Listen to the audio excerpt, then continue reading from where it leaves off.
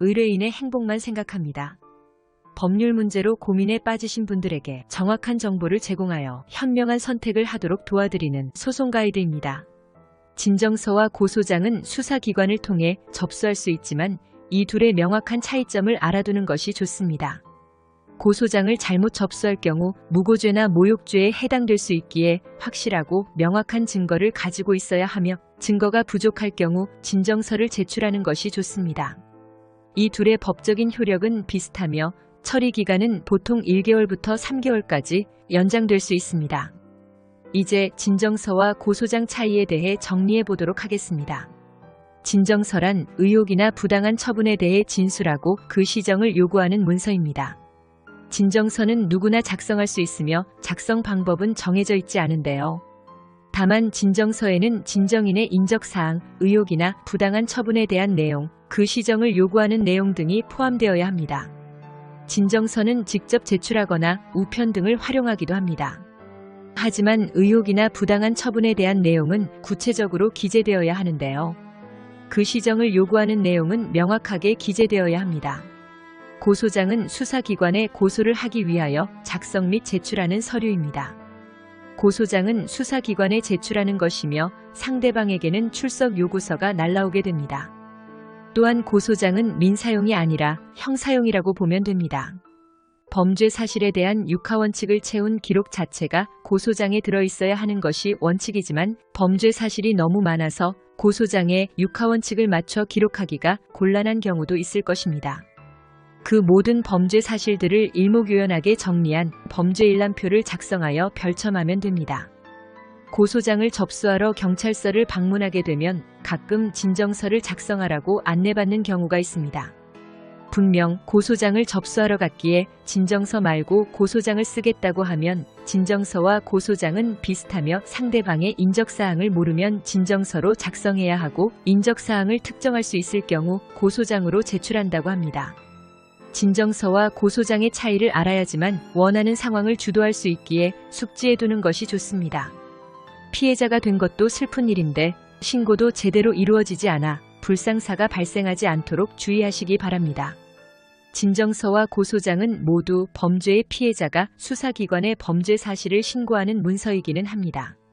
그러나 진정서는 수사기관에만 제출하는 반면 고소장은 수사기관과 법원에 모두 제출할 수 있는 차이가 있습니다. 또한 진정서는 수사기관에 범죄 사실을 알리는 데 그치지만 고소장은 범죄자를 처벌해달라는 요구를 포함하기도 합니다.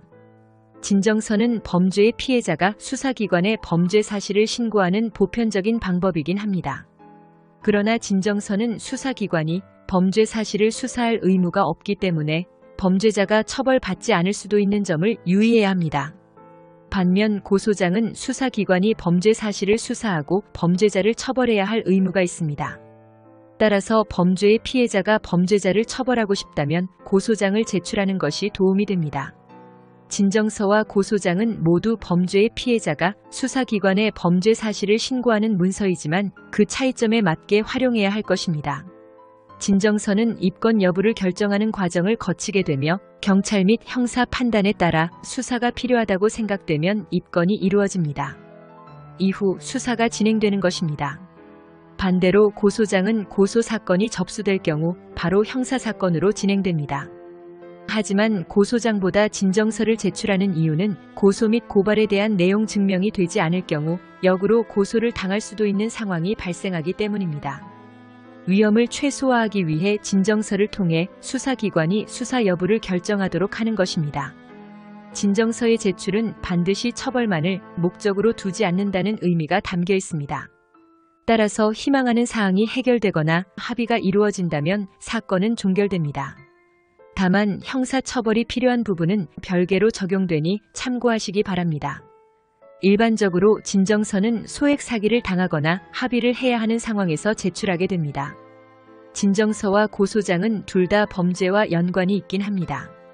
하지만 고소장은 수사기관이 수사를 개시하여 피의자를 처벌하도록 요청하는 서류인 만큼 진정서보다 더 강력한 효력을 가질 수 있다는 점을 알고 조치를 취하는 것이 필요합니다.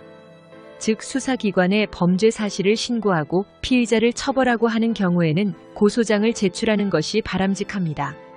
진정서와 고소장을 구분하는 기준은 신고인의 의사이기도 합니다. 진정서는 신고인이 범죄 사실을 알리기만을 원할 경우 제출하는 문서이기 때문입니다. 또 고소장은 신고인이 범죄 사실을 수사하고 처벌받기를 원할 경우에 제출하는 문서이므로 각각 의지가 다르다고 하겠습니다. 또 고소장이나 진정서는 형식상 차이가 있을 뿐으로 수사기관에 대해 수사를 통해 범죄 혐의를 밝혀달라는 점은 어느 정도 동일한 부분일 것입니다. 그러나 고소는 수사의 단서에 해당하기 때문에 피해자가 고소를 제기하는 과정은 처벌로 이어지게 됩니다.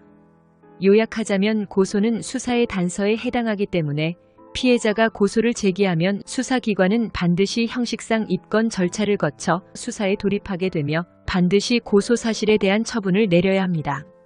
반면 진정은 수사의 단서에 해당하지 않아 수사기관은 형식상 입건 절차를 거치지 않고 내사로 진행이 가능하며 피의자 쪽에서는 수사 진행 상황을 알 수 없으며 정보 공개 청구 또한 불가능합니다. 진정은 내사로 시작하기 때문에 수사기관인 수사에 대한 의지를 보이지 않게 되면 아무런 처분 결과 없이 내사 종결을 하기도 한다는 단점이 있다는 것을 참고하세요. 소송 가이드는 법률적으로 문제가 될 수 있는 부분에 관해 상세히 설명을 드리고 그 해결책에 관하여 근거 법령 및 관련 법령을 제시하는 길잡이를 해드립니다. 항상 노력하는 자세로 의뢰인의 이익을 최우선하는 모습을 보여드리겠습니다.